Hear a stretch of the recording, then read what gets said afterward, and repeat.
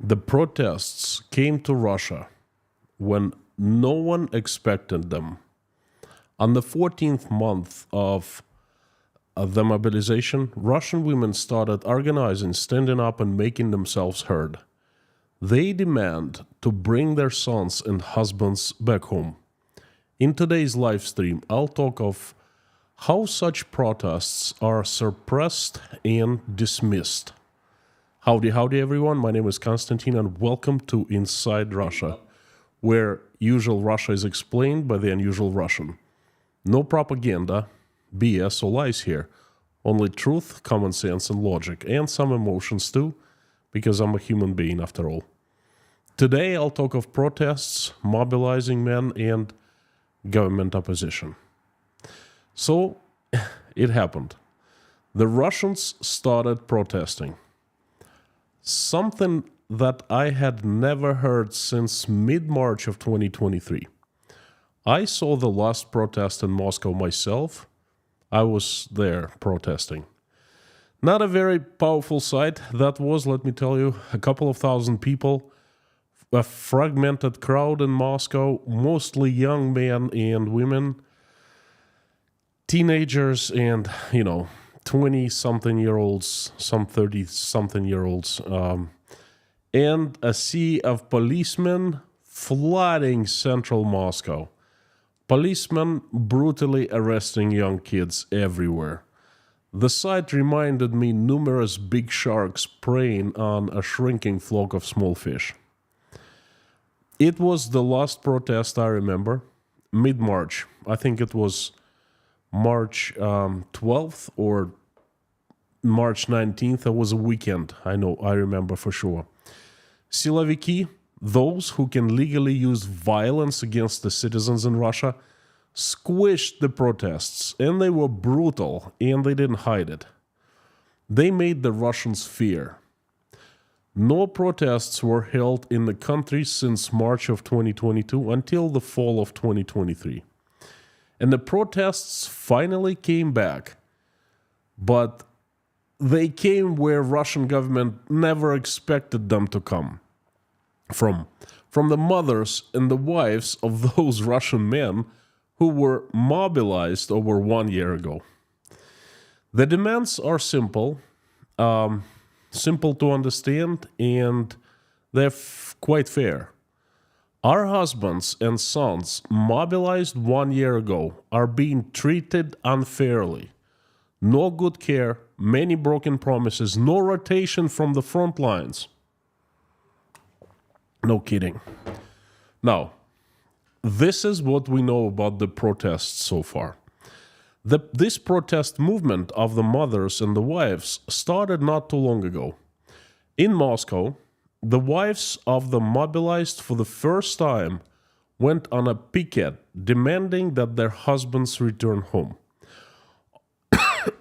On November 7th in Moscow, not too long ago, at the theater square located between the Kremlin and the Bolshoi Theater, about 30 relatives, mothers and wives of the mobilized Russian men, unfurled posters demanding the rotation of the military personnel, their sons and husbands.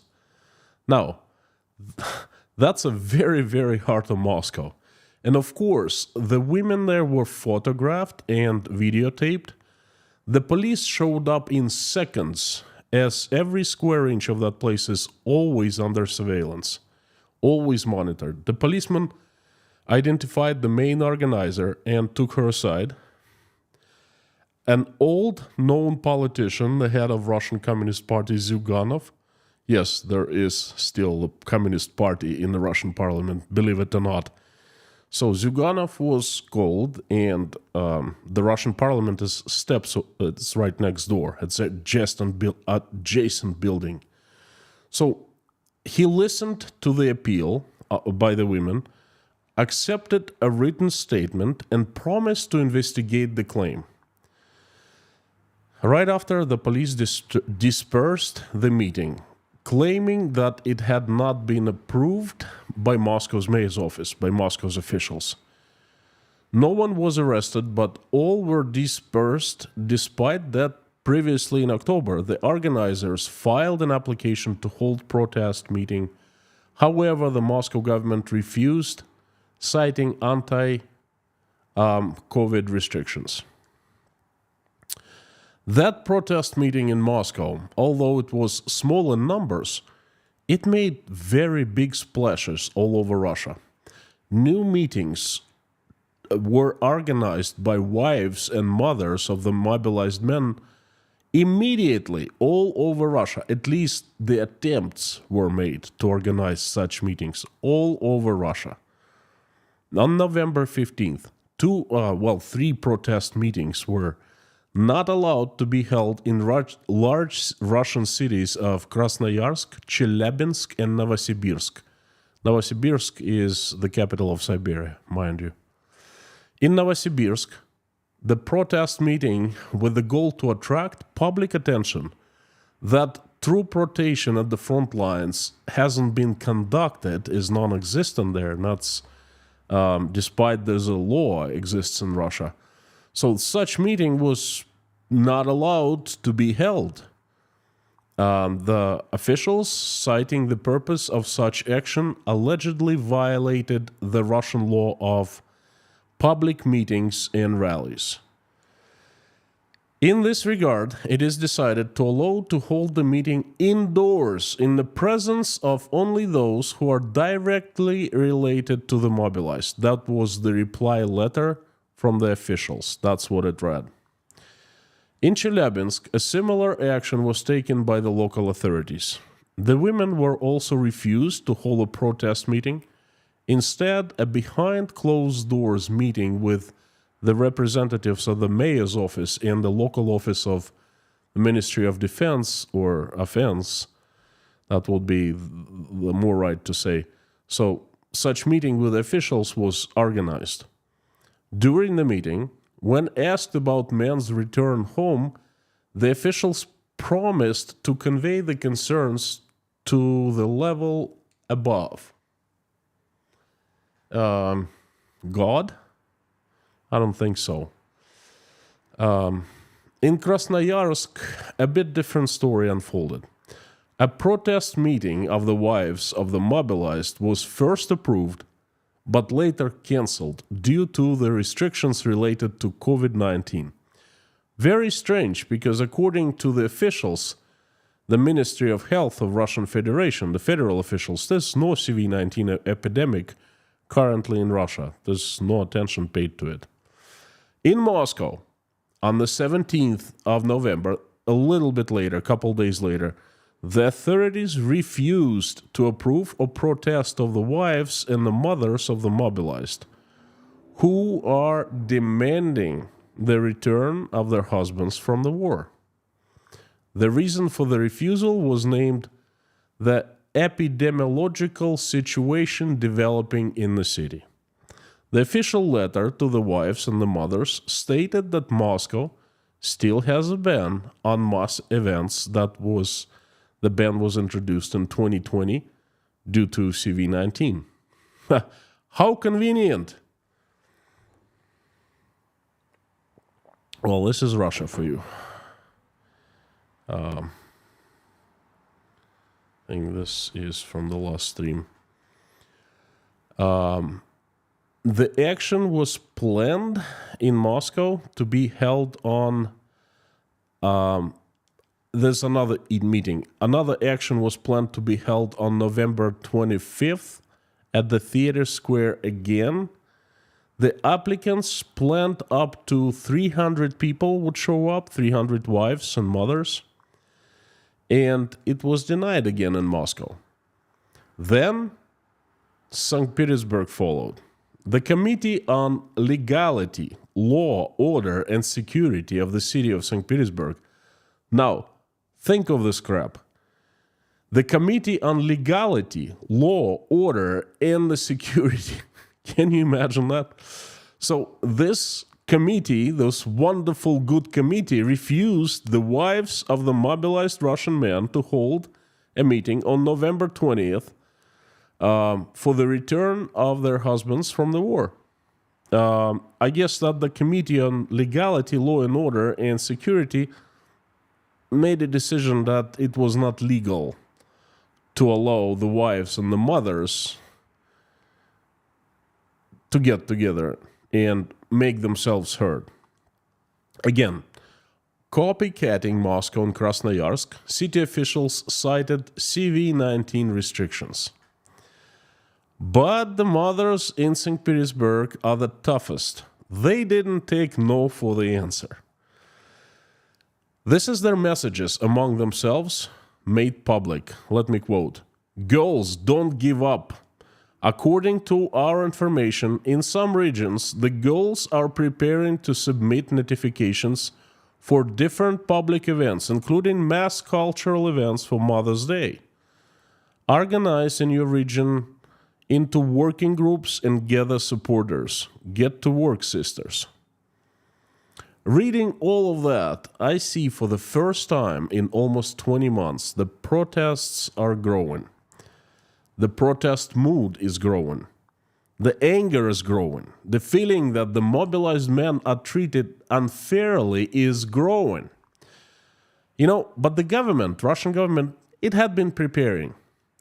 They knew that the mothers and the wives of the mobilized men will be the first ones to organize and stand up. They knew. Russian government doesn't like citizens organizing, standing up, making themselves heard. No. That's why on May 26th of this year, 2023, Russian government labeled the Union of the Mothers and the Wives of a Foreign... this is an organization that existed representing the rights of the mothers and the wives of draftees and mobilized men. So the Union of the Mothers and the Wives was made a foreign agent. Now, being labeled a foreign agent in Russia is a sentence. It limits most activities of a public organization. You can't do anything if you're labeled foreign agent.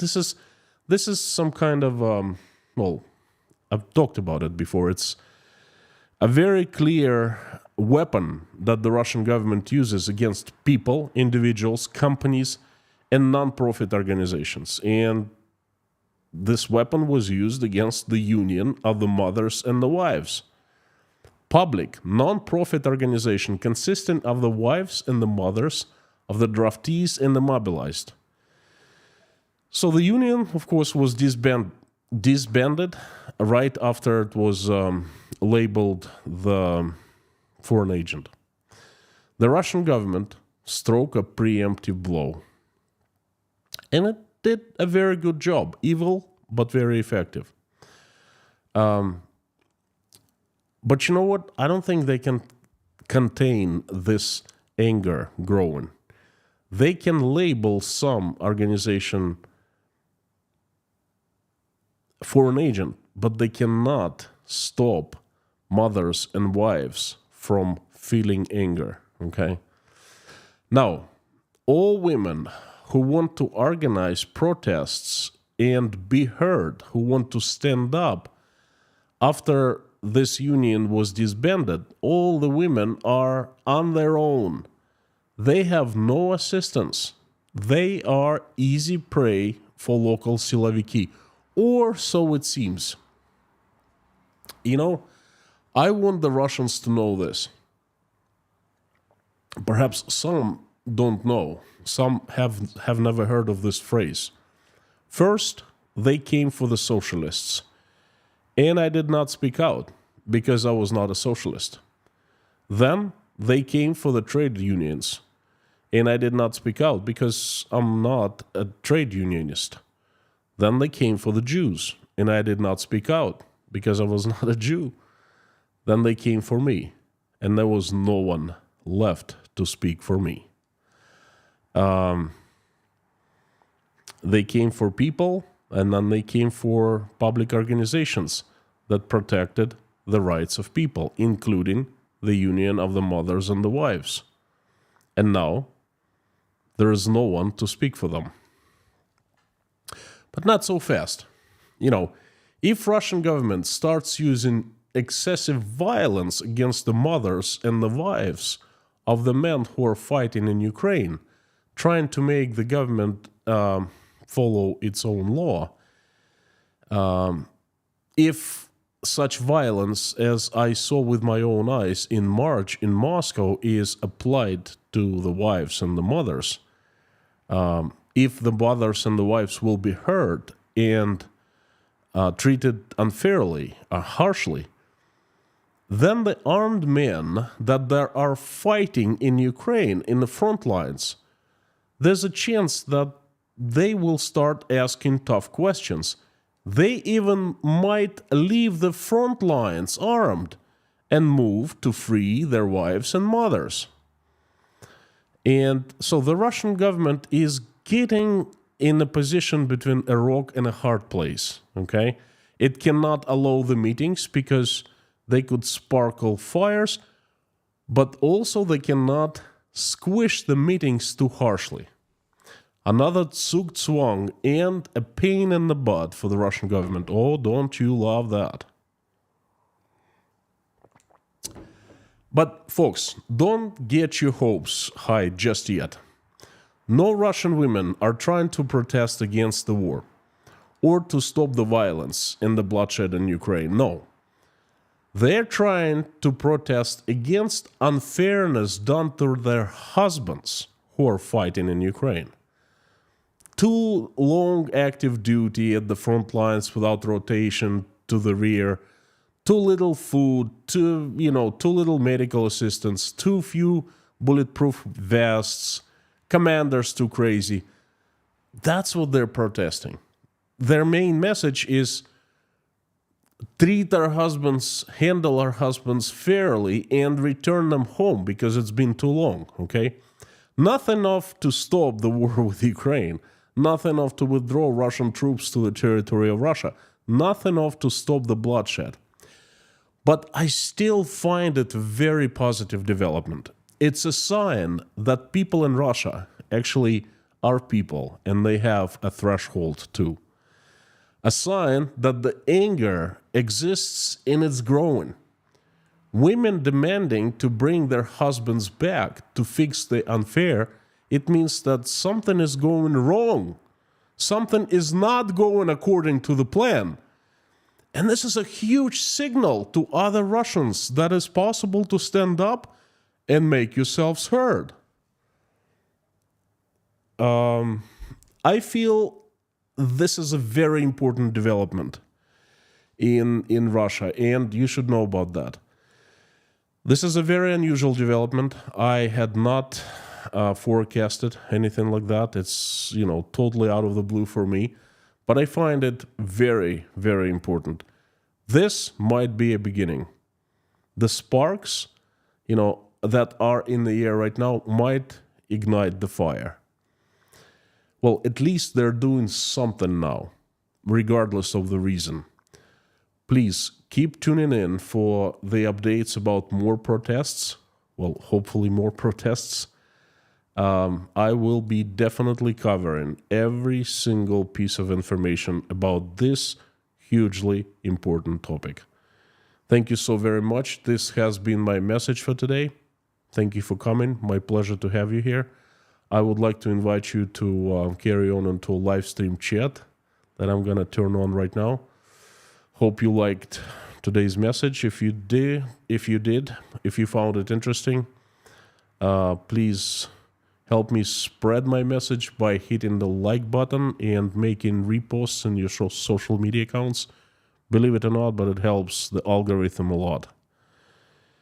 If you'd like to buy me coffee or an English tea, then I'd really appreciate that too. I wouldn't mind. Thank you so much.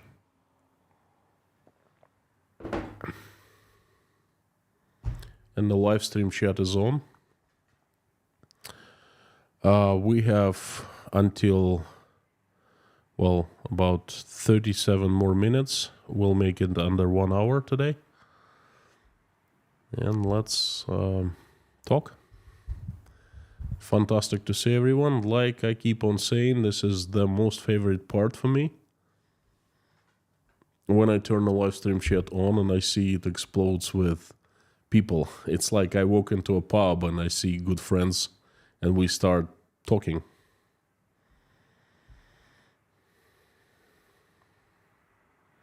Just give me a second here. to open a chat in a new window. That takes a couple seconds. You folks are such a fantastic community. I'm so happy to have you. Thank you. If you're here for the first time, or perhaps you forgot, I'm reminding you that this Inside Russia community has the best moderators on the entire internet, great people and good friends, and the best mods. Thank you for coming. Lorna, Mami K, Bob S, Harry Potter, and Amir. Amir is not with us today, but he's in our hearts and in our minds, in our hands. And the usual suspects, fantastic to see everyone.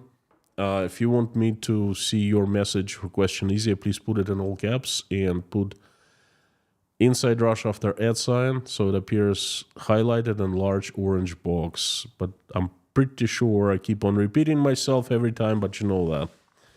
Thank you. Dave Strains, Harry Potter, Julie W.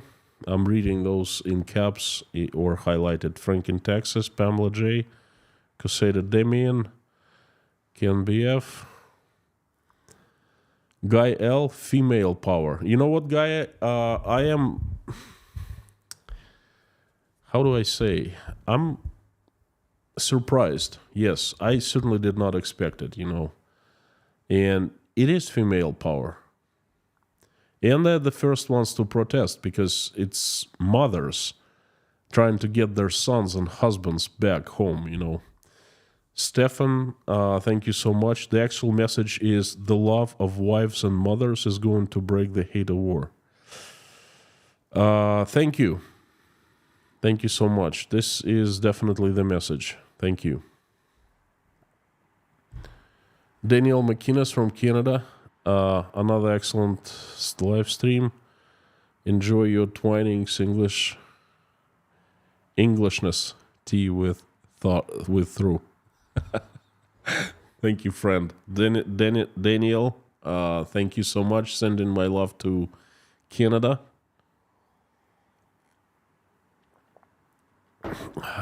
Thanks for being such a great member of Inside Russia.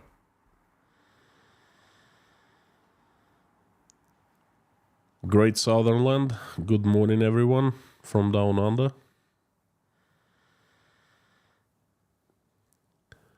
Andrew Hodson from South Africa. Howdy, howdy. Angela McNaugh. Hello. Dan Taylor from the UK. Howdy, Dan. Great to see you. Sam K. Crusader Damien. The guy with the best questions on Inside Russia. The Soviet adventure into Afghanistan also ended when mothers and wives said enough was enough and shouldered toy. Afterwards, there was no Soviet Union.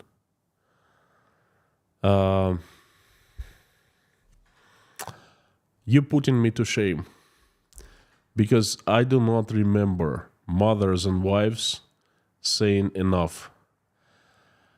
I remember the committee of the wives, the union of the wives and the mothers, was created either during the Afghan war or during the Chechen war, about 6 years later.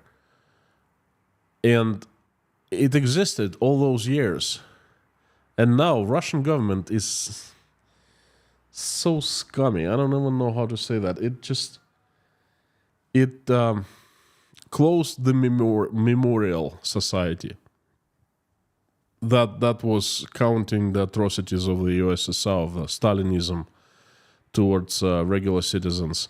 And now they made a foreign agent the union of mothers and the wives. I mean, how lower can the Russian government fall? Anyway, Crusader Damien, thank you for the insight. I will look into it. Thank you.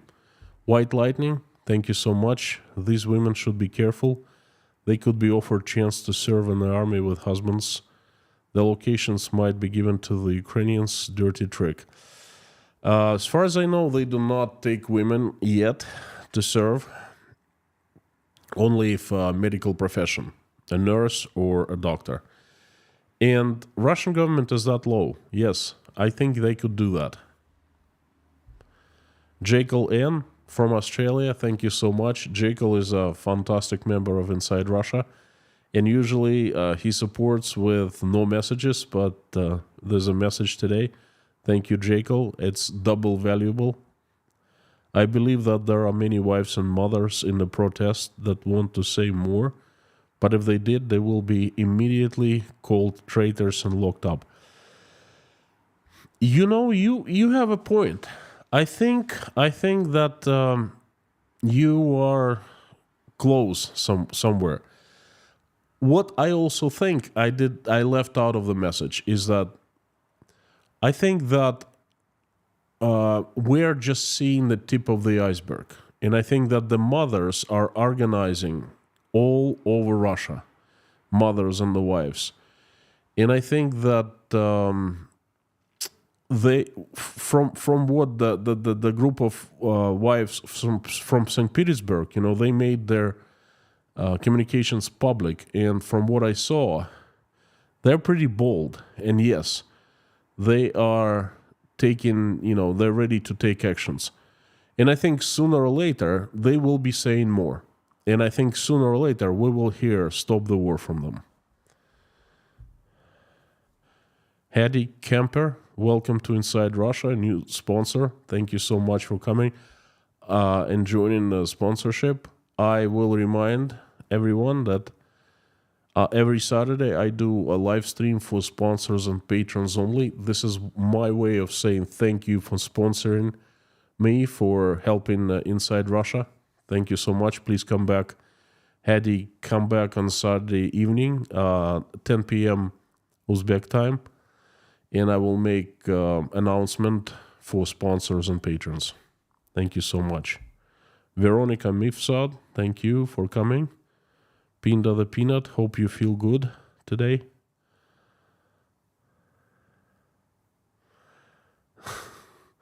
Gael says, Pinda, my Dutch buddy. You know what? I'm really glad to hear it, to read that. It's good that there are buddies created through this community, and it's fantastic.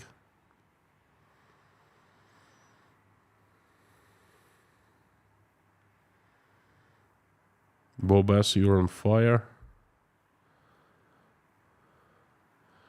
Goten, howdy. It's just we do not allow Russian here, but I appreciate your saying hello. It's just the mods don't know what people say in Russian, you know. And then the Russian trolls come in and they don't send nice messages.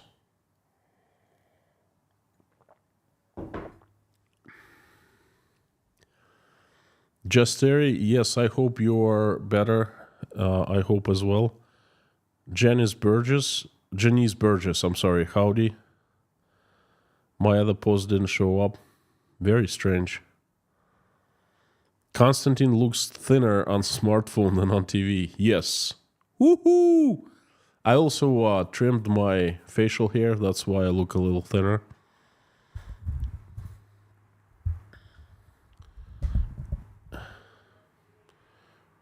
Pensacola, Florida. Cindy, howdy. Sending my love to Florida, one of my most favorite places. Pensacola, as far as I remember, has a great beach.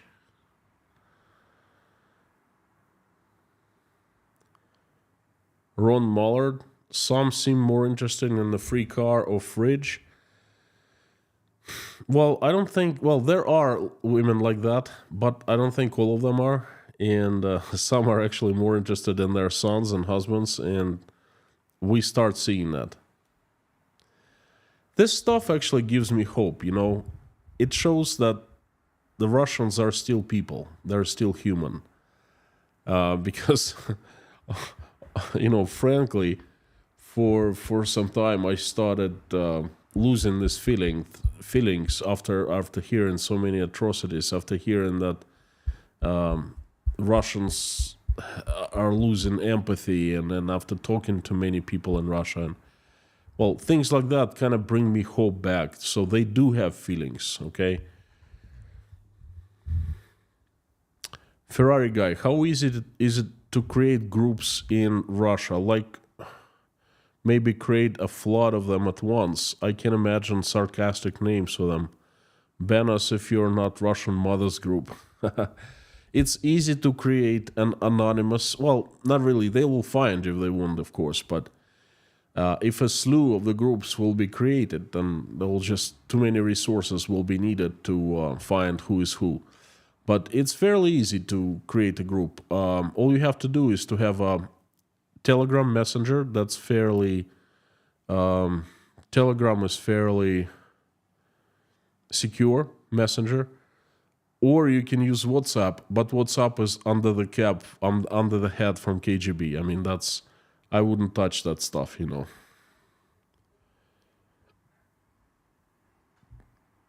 Debbie Bonnets, thank you so much.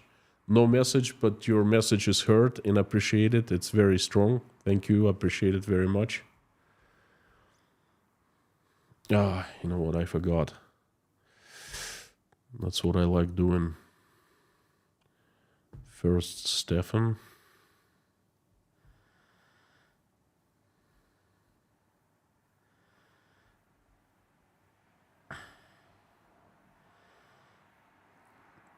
Something like this.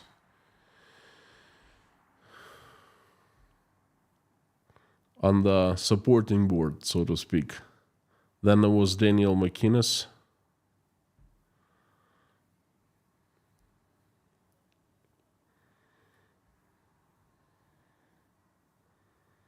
Then there was Crusader Damien. And Scott Nesbitt, howdy, howdy.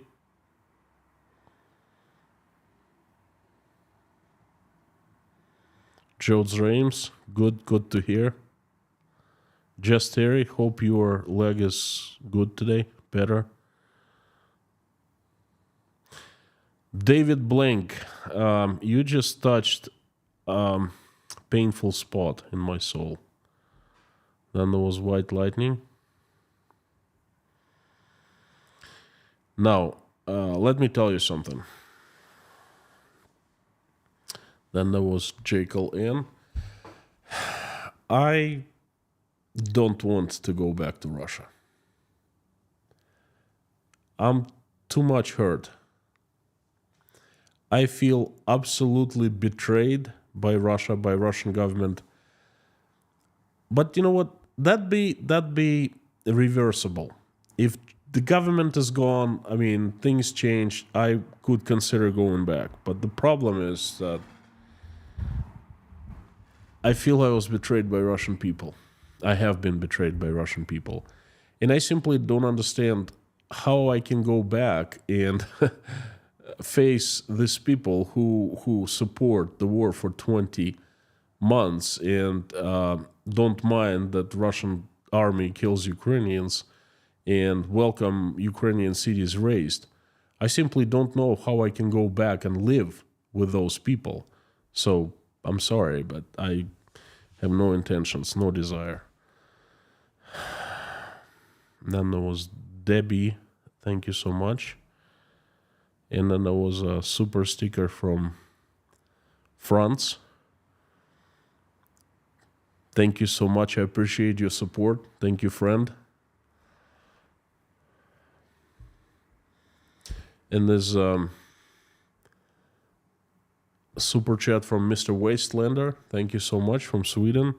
If all Russian soldiers just lay down their weapons and refuse to fight, the war is over. Could it be that the Russian soldiers are more motivated than the Western media? Low morale narrative. Cheers.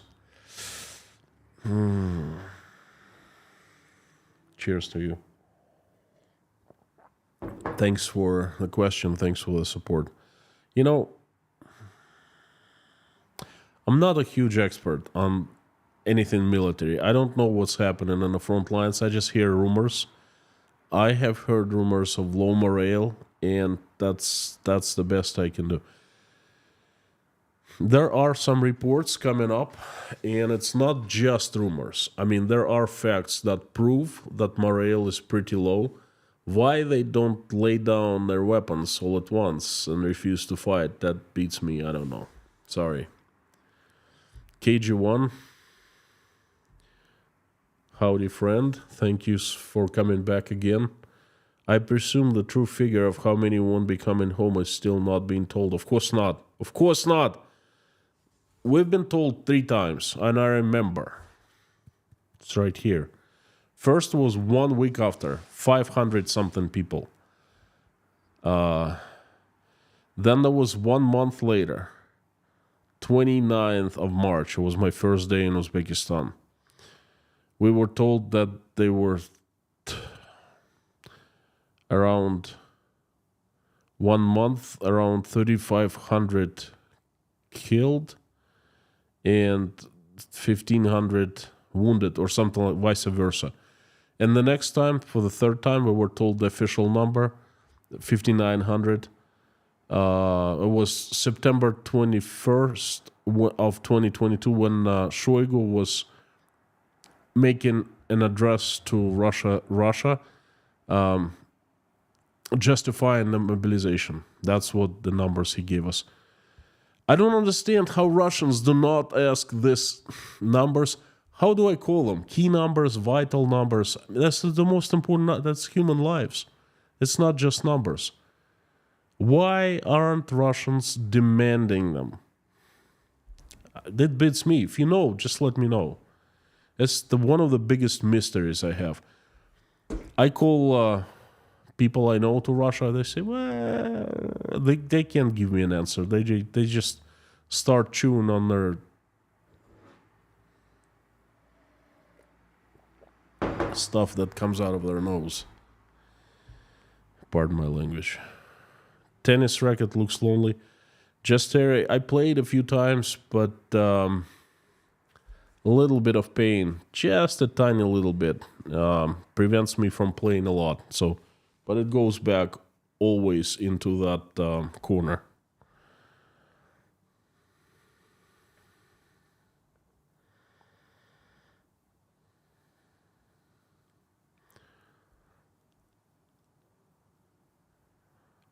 Olu Wyoming, thank you so very much for your support. Every dollar counts these days. I appreciate it very much.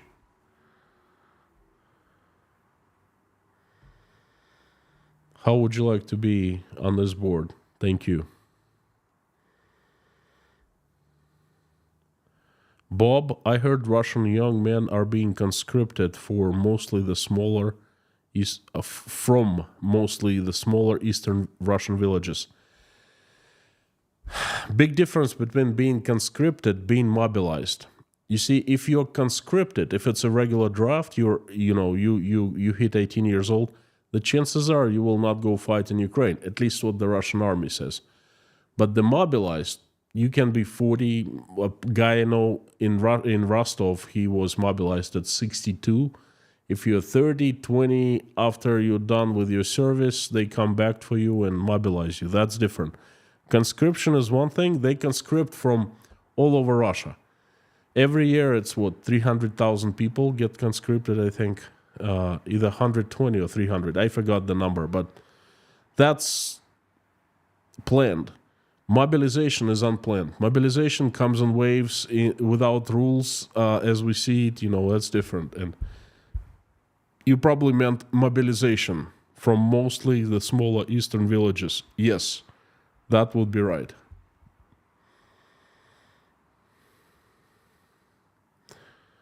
Dirk, howdy. I can use both hands, but writing looks better with the right hand.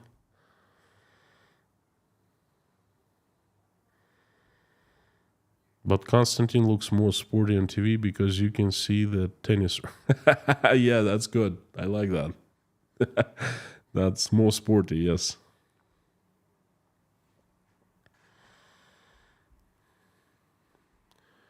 Bye, Frank in Texas. Good to see you, friend. Nick One Gilyuk, you talk about Russians in the third person, so don't you feel Russian anymore? It's a very difficult question.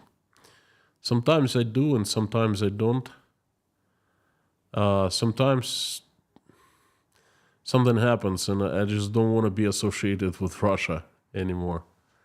But Whether you like it or not, I was born and raised Russian. It's my first language.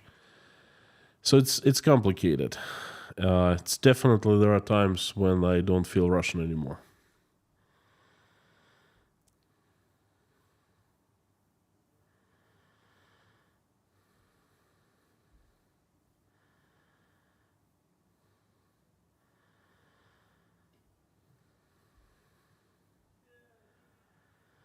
Will this destroy smaller countryside villages?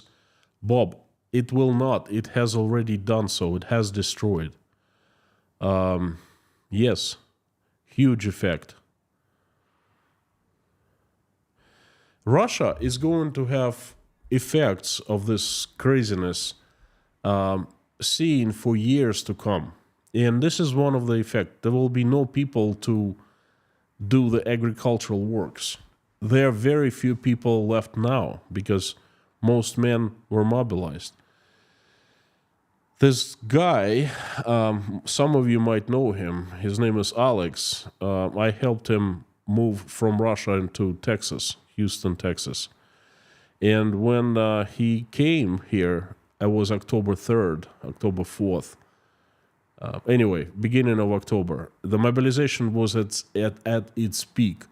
So he told me his story, and I made a stream with him.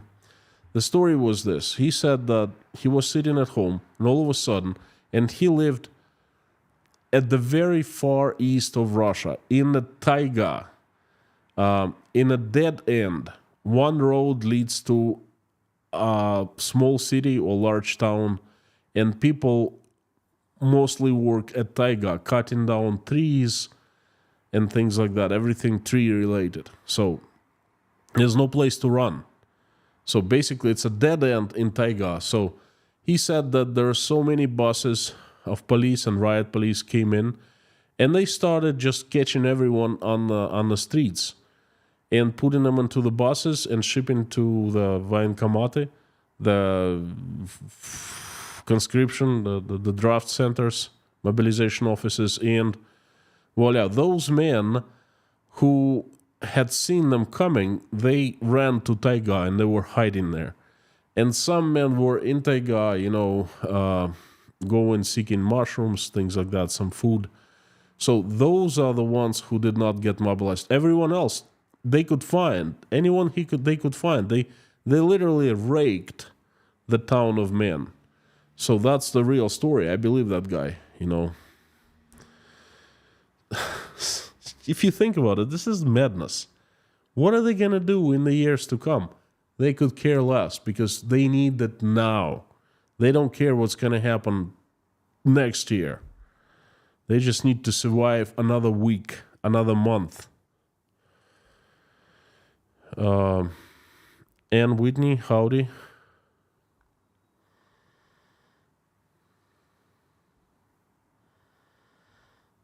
Anglo-Sax, I agree with you. John, not many from Moscow and St. Petersburg, I bet. Not many from large cities, 1 million plus cities, and very few from Moscow because they didn't want to agitate people in Moscow. They like keep Moscow nice and quiet and happy.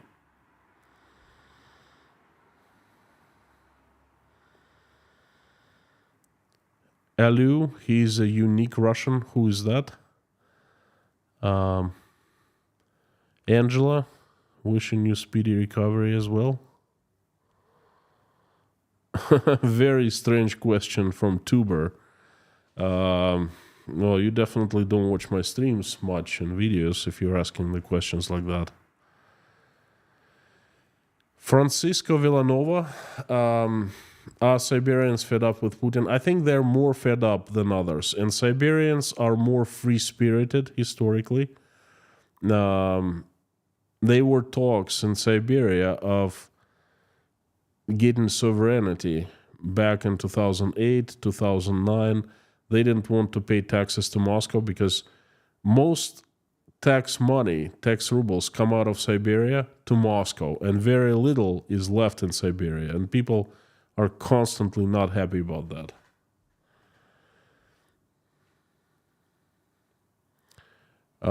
Jules Rames, Constantine just found you on Meta Spencer's live stream from earlier. I will watch it later. Yes, we had a conversation about Tashkent Breakfast Club today, earlier. That was pretty cool. I like Meta very much. She's doing very valuable work, and I'm happy to contribute. It's my honor to contribute to her.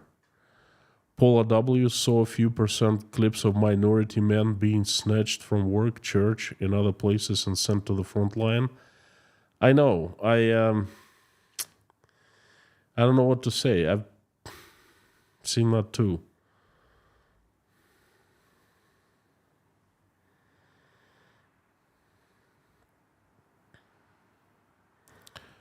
Leitmotif for me are the Muscovites and Petersburgians aware of mobilization favoring them. They are aware, well, some at least, that the government is favoring them. Yes, they have always been in a privileged position. I remember in the USSR, when in Rostov, literally we didn't have any food at the stores. And I came to Moscow in 1988, and I was absolutely shocked. Plenty of food.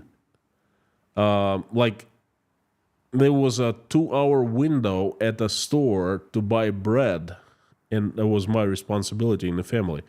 So if I missed that, or my family wouldn't have bread, it would be a bummer. And in Moscow, they had bread pretty much 24/7.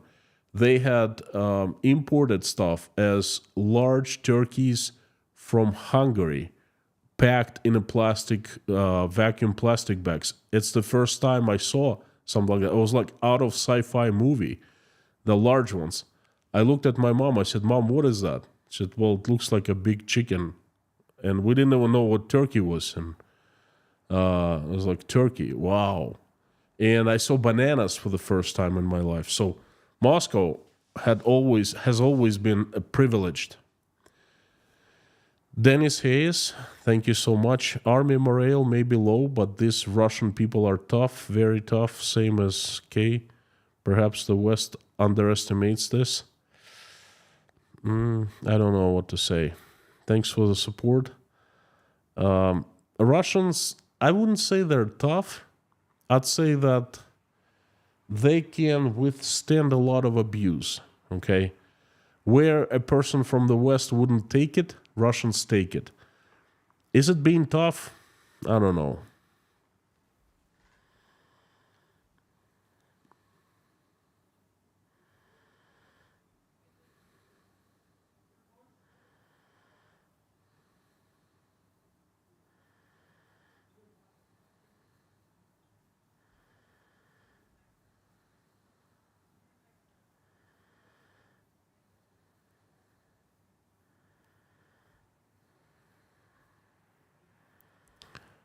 Super sticker from Dirk, way above.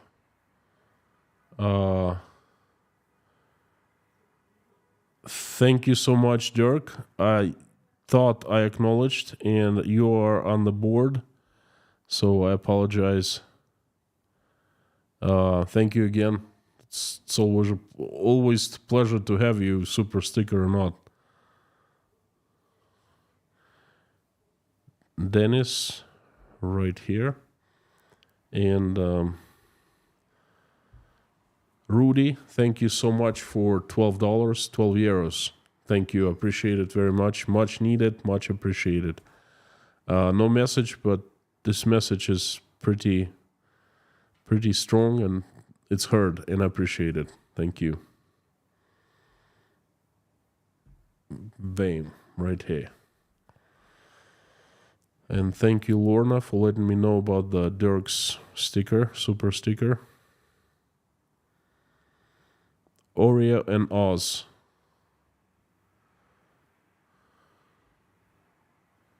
The difference between communities in Canada is same.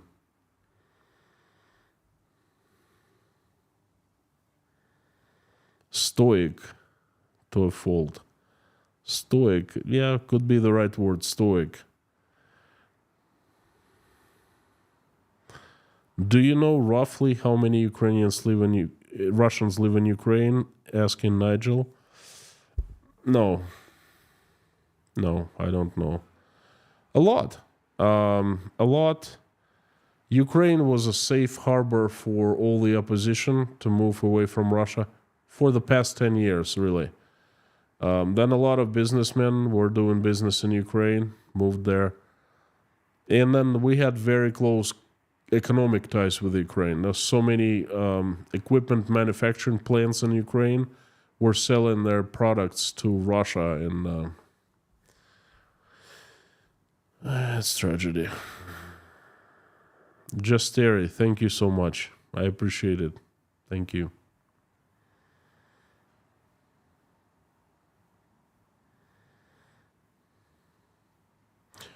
Paul Gilbert,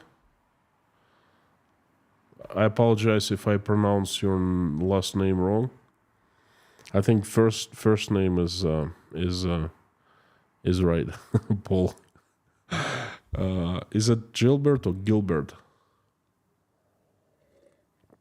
So difficult for me to remember. These little things in English, they're not hard to master, but I keep forgetting them, how to pronounce, because it's Gilbert or Gilbert.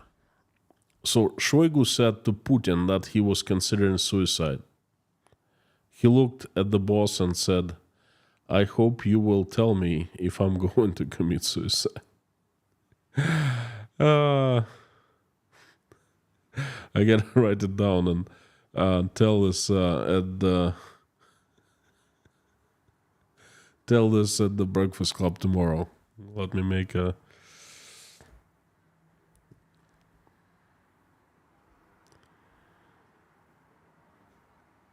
It's a good one. Now let me tell you a new joke.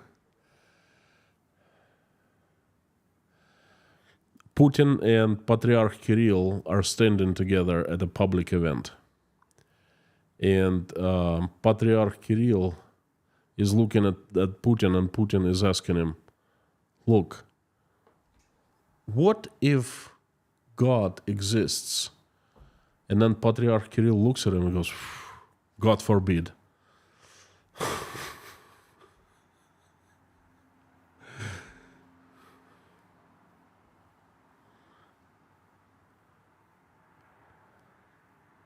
Alex, thank you so much.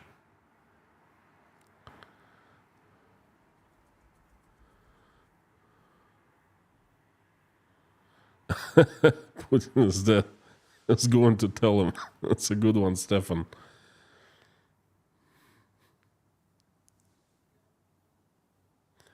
Happy Thanksgiving to you all. Wait a second. There's one stream tomorrow. It's not, there's one more stream, and I'll say Happy Thanksgiving tomorrow. Wait. Don't hold your horses. Hold your Thanksgiving horses. Dive Crew Canada. Howdy. Hey, where were you when you were needed? I was showing everyone at my diving pictures at the depth of 20 meters. Okay, I'm a diver too. It was in the stream. Go and check it out in the last members and sponsors, the patrons and sponsors only stream last Saturday. Check out the diving pictures from Egypt, the Red Sea. You're gonna like them.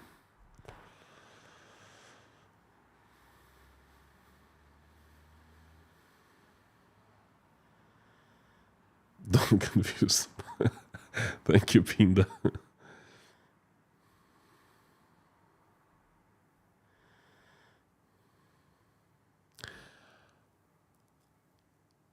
Erin Sonics, any insight on what's going on with the Belarus government right now? How can that government continue to stand without Putin propping them up? Well, there is no Belarusian government. There is no. Lukashenko is the only one. He's jailed everyone. He is fired. He has fired. He has taken care of. He is the only one left standing. And without Putin and Putin's support, he is zero. Okay? So, without Putin propping him, Putin hasn't stopped so far at this point. Lynn, thank you. God bless the Russian mothers and give them hope and peace that their men come home to their safety. Thank you so much.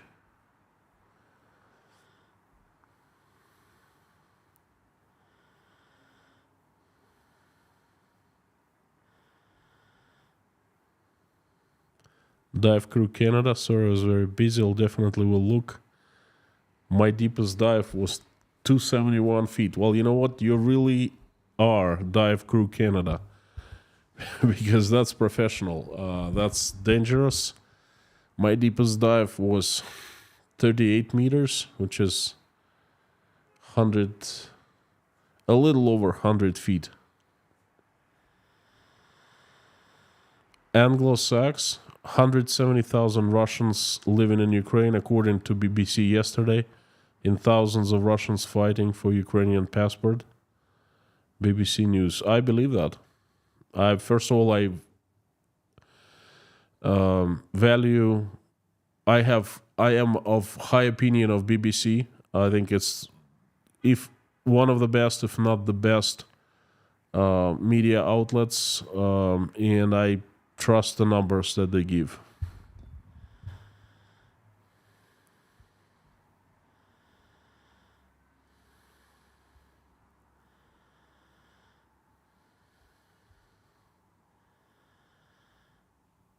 I am instructor, tech diver, and military diver. Understood. Okay. I was thinking a long time ago when I was still single. I used to go to Egypt, the Red Sea, and I used to dive there. Sharm el Sheikh, Ras Mohammed, the Blue Hole, and I was thinking of upgrading my qualification to dive master, but there was no real need for that for me. That would involve lots of dives and lots of money and lots of time. And I'm a recreational diver. Well, actually, I haven't dived in a long time. I kind of forgot everything. I need a refresh course.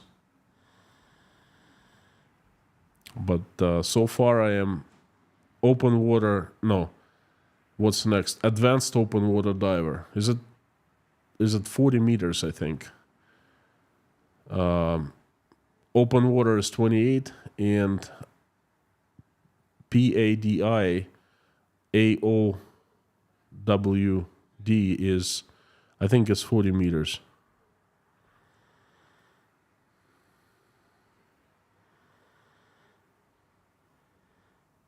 I've seen a diving video where afterwards the person shorts surfaced before the person.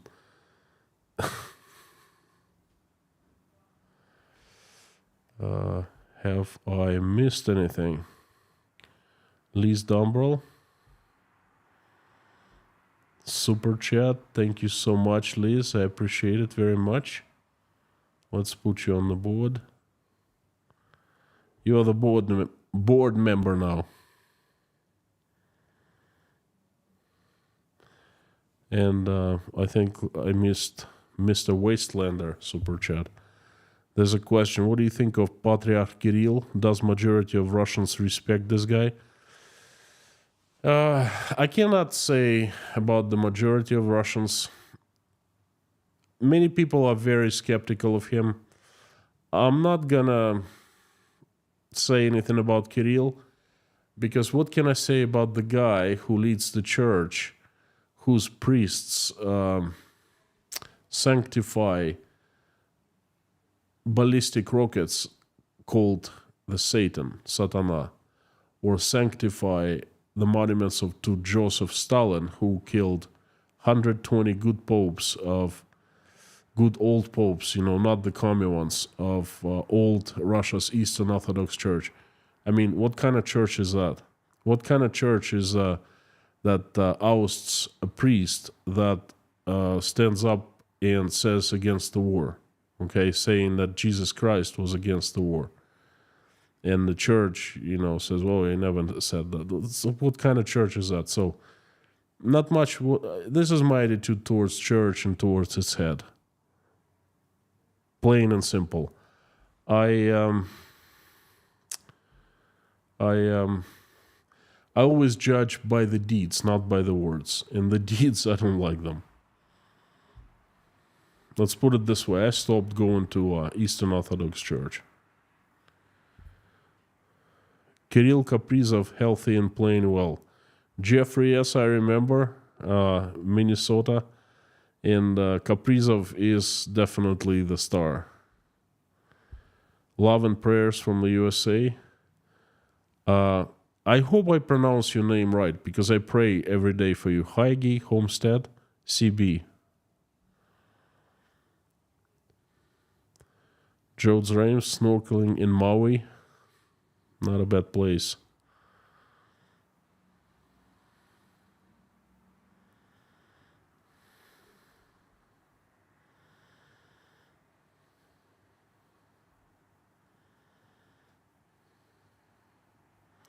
See a message from Dive Crew Canada. Oh no reason to become dive master is on a dive school or working on a resort and bring the drunk bots diving in the pool. Yeah. Yes, yeah.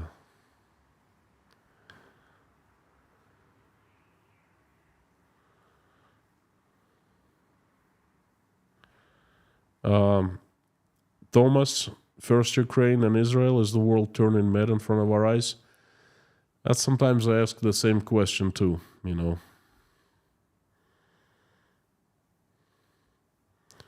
Side mount solo diver is also a nice upgrade for recreation. I've never heard of that. Side mount and solo diver.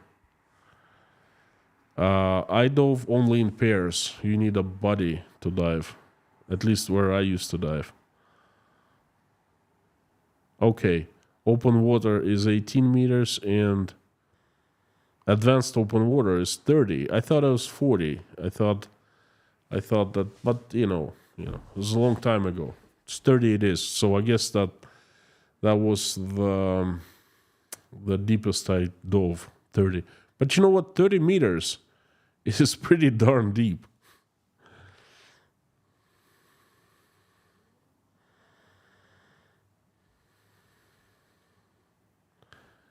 Leitmotiv dived in Fiji.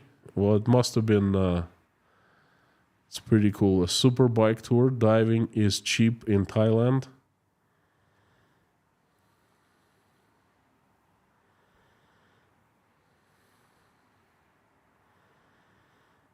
Elise Dumbrell, thank you again. I appreciate it very much.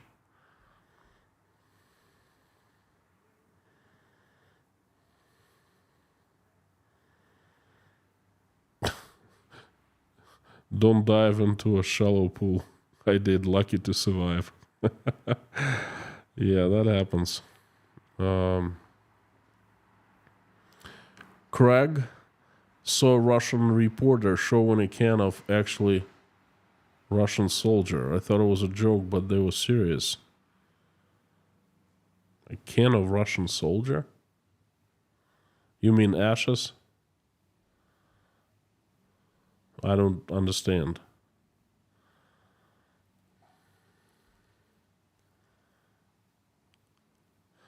SVR, thank you. Well, I remember something around 40 meters.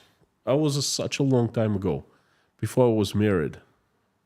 I was single, I was doing photography, I had all the free time on my hands,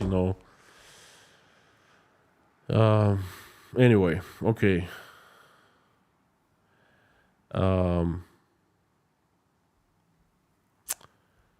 Thank you so much for coming. Folks, this is absolutely fantastic to have you here. My honor and my pleasure.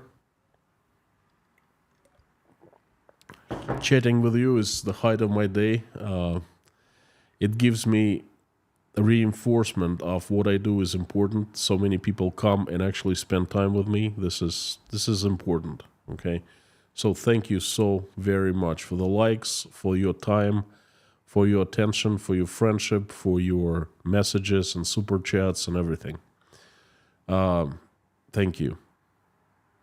I would like to invite everyone to pray with me.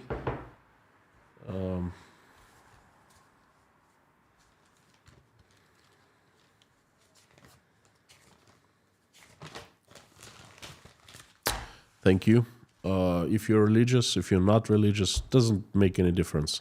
If you're religious, let's pray to God. I am. I pray to Jesus Christ. If you are not religious, let's just send good wishes, good vibes, good energy to people. That's what we do. And, it's all the same. Thank you very much again. Let's finish up this stream with a prayer. Thank you so much, dear Jesus Christ, for giving us this day, giving us this life. Thank you for putting food on our tables and giving roofs over our heads. Thank you for surrounding us with people who we love and who love us. Please give us wisdom to keep the skies above our children's heads peaceful and safe. Please give us wisdom to raise our children so when they become adult, they will never fight in any wars and they will make this world a better place. For now, please keep our children safe and healthy. Dear Lord, please help stop the bloodshed in Ukraine. The country and people have suffered so much. Please reach out and touch the hearts and souls of people responsible and capable of making the decision to stop the bloodshed. Do anything you need to do, anything that needs to be done. Fill their hearts with love, or give them kick in the butt, or anything that is needed, but so they make the decision to stop the bloodshed. Please help every single Ukrainian who has been affected, answer their prayers, and have their wishes come true. Dear Lord, please help my country, Russia, assemble the army of your strongest angels with sharpest swords led by Saint Michael in shining armor, and send them like a heavenly avalanche onto this earth to get rid of the demons that have hijacked my country. Please have angels help good people run Russia, make it peaceful, loving, loved, respecting, respected. Thank you. Please send everyone who's traveling safe travels. Send help to everyone who's seeking for asylum, running away from evil, running for their lives. Please help the Ukrainians who are suffering from the Russian attacks right now. Send them safety. And God bless those who are helping Ukrainians, opening their hearts, wallets, homes. Please help single mothers who are raising kids, struggling to make ends meet. And please help everyone who is addicted, hungry, sick, homeless, jobless, depressed, betrayed, struggling with faith, not feeling well about her life or his life, losing hope, seeing the world in dark colors. Please help everyone in need. Surround them with your love and the warmth of your presence, so people feel better. They feel you. They feel your warmth. They feel your love. And once they will feel better about themselves, about their lives. Please help them. Help provide everyone what a person in need needs. Thank you so much. Dear Lord, thank you for giving us opportunity to come together into this community and pray every single day. Thank you for everyone who's praying along with me or simply watching us pray. Answer everyone's prayer and make everyone's wish come true, please. Dear Lord, I'd like to ask you for a few people who need your help. I'm asking for Olga. She needs help with her health. Please send her recovery, send her angels to help. And her family needs help as well. Please send them and give them strength. Anonymous, please help with a virus. and send speedy recovery. Paul Wright and his community who pray for us, we're praying for them. And please send them your angels and send them your, fill their hearts with love, please. Kyle E.'s wife, Joseph Johnson, Rhonda McGillis, Heige Homestead, CB, Ann Larson's daughter, Hannah, Morgan L., Terry Carter's former in-laws, Electron's family, John, Kurt from Colorado, Deborah, Bogey Berger and his sons, Dory, please heal her blood and her body, and send help to her Uncle Jim. Please help her relatives as well.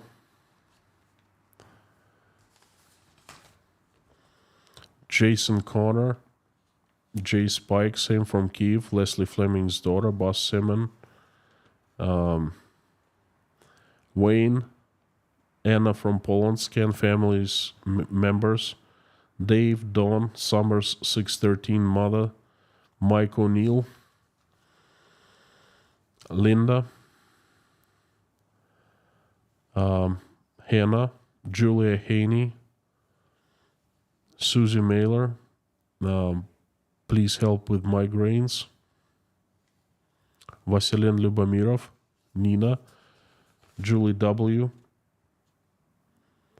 Lise Dumbrell, Darla, George Ruberty, Dave Strains, White Lightning, Yelena, Natasha, Michael, Jake, Dasha, Oля, Sky, Bonnie, Svetlana, Randolph, Grace Philosophy, Mr. Dean Spooner and his church, Lisa, EMS paramedic, Karen, Lori Miles' husband, Rafaela, David Porter, his family, Stefan from Sweden, Pamela J. Life, John Lee McMahon, Terry Carter's fiancée, Meta Spencer.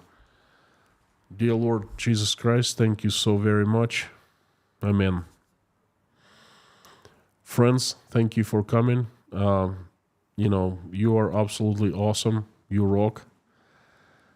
This is my honor to have you here. Thank you for coming. I will come back with a message tomorrow. And then there will be Thanksgiving in the USA. There will be no stream. Friday, crazy news update. Saturday, private stream. Sunday, and there will be another week. And I love it. I'm just getting started. Thank you so very much. Folks, before I finish every stream, I ask you to help me out. Please say out loud along with me as loud as you can the following. Carthago delenda est.